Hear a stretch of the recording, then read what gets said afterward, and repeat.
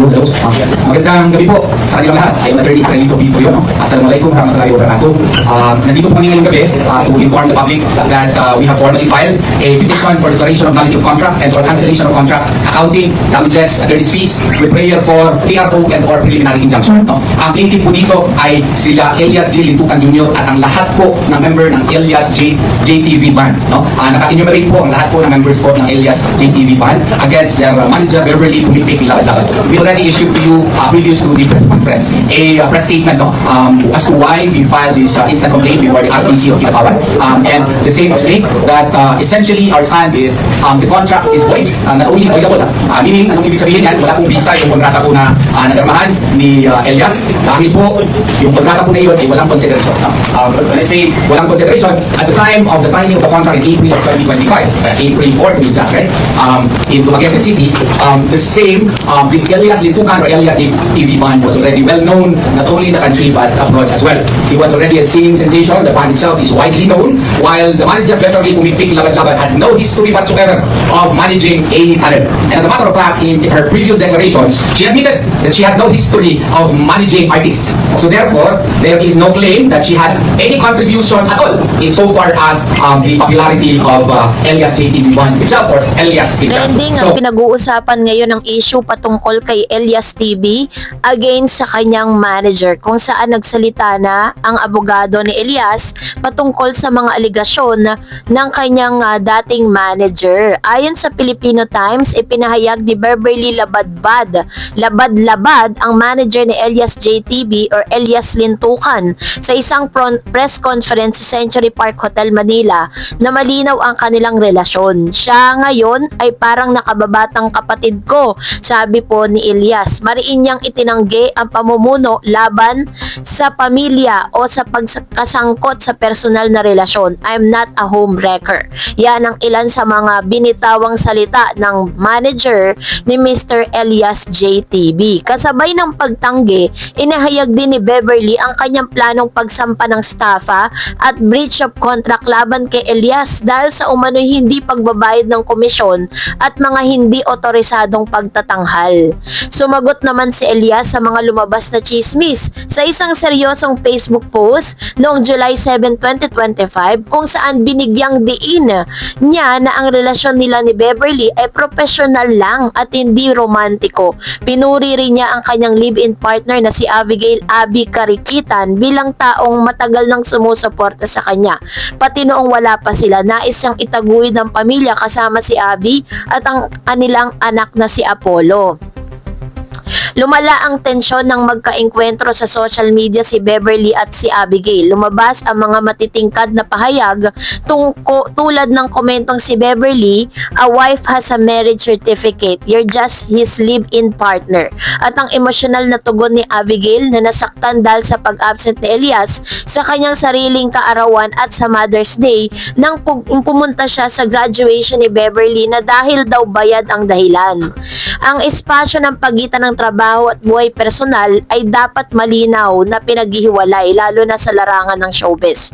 Nakakalungkot na ang isang manager na dapat tagpuan ng sinseridad at estratehiya ay napasok sa isang emosyonal na landas na siyang nagpalaki ng intriga. Ang patuloy na palitan kay Beverly at Abigail ay nagpapakita kung gaano kadaling masira ang dynamics kapag nakablur ang mga hangganan. Si Elias ay nasa spotlight dahil sa kanyang pagiging mabuting ehemplo, isang artista na tunay na masikap at malapit sa pamilya. Ngayong inaakusahan siya ng stapa at higit sa lahat, ito'y sumasailalim sa posibilidad ng paglagay ng pangkaraniwang tao sa posisyon ng kontrobersya habang tugon niya sa online drama ay taimtim at puno ng damdamin.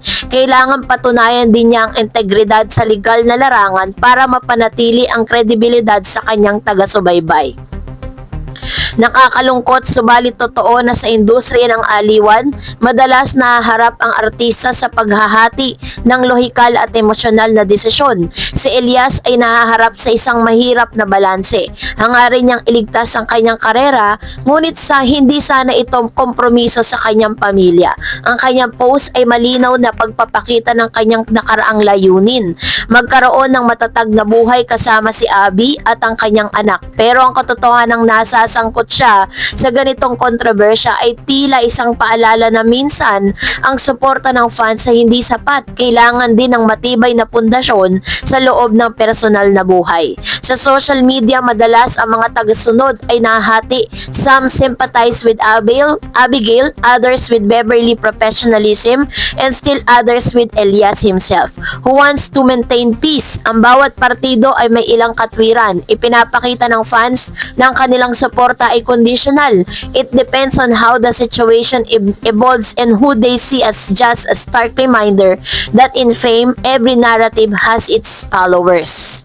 Kasabay ng mga kontrobersyang ito ay itinuloy nitong manager ni Mr. Elias JTB ang kaso na kanyang ihahain laban kay Elias.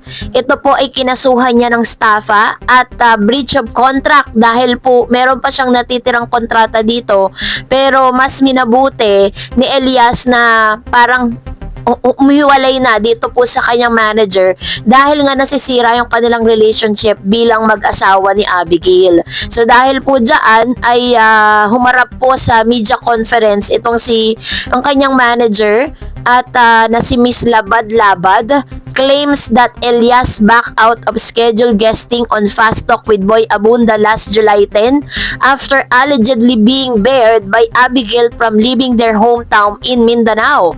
Prior to that, he also skipped an ABS-CBN interview, supposedly opting to sleep instead. With the US tour scheduled for next month, Labad expressed concern that the ongoing conflict could jeopardize their international commitment. So dahil po sa hindi pagdating nitong si Elias TV, pero ayon po sa ilang mga dito po sa mga netizen na tila baga ginagawa daw di umanong kayod kalabaw ng manager niya itong si Elias JTB dahil sa sunod-sunod na pagtanggap nito ng mga gigs at the same time interviews without asking their talents, no? Sinasabi nila na halos hindi na nakakapagpahinga si Elias dahil po sa sunod-sunod na mga gig nito at may mga chance na kinakancel na dahil sa pagod. At itong isa sa pinaka-major reason kung bakit gusto na rin nitong si Elias JTB na humiwalay na sa kanya pong manager. Pero syempre meron po siyang tinatawag na kontratang pinirmahan, kaya naman ngayon is yun ang isa sa mga kasong pwedeng isampa sa kanya ng kanya pong ng kanyang present manager na si Mrs. Labad. At dahil dyan ay talaga namang pinag-uusapan po ito ngayon, no, sa social media. At dito rin po talaga pumapasok ang ilan sa mga akusasyon na itong si Miss Labad na manager ni Elias JTB ay inaakusahan na isang mang-aagaw o homewrecker.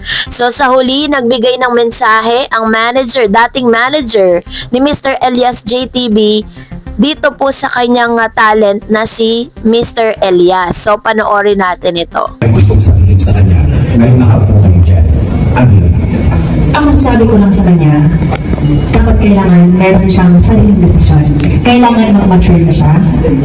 Yun yung kasi lalaki, kailangan talaga. Lalo na ikaw yun yung haligi ng tahanan. Kailangan talaga na meron siyang sariling desisyon. Pag-isipan mo ng mabuti kung ano yung hakbang na ikakabuti sa'yo. So, kung maraming mga nag-advise sa'yo, pakinggan mo lang. Pero ikaw mismo yung mag-desisyon at hindi sila. So, kailangan pag-isipan mo ng mabuti. Then, siguro kung hindi mo natanong, kontrobersiya din na yung sinabi na Isang direktang tanong po, madam. Kung meron po kayong gustong sabihin sa kanya, ngayon nakaupo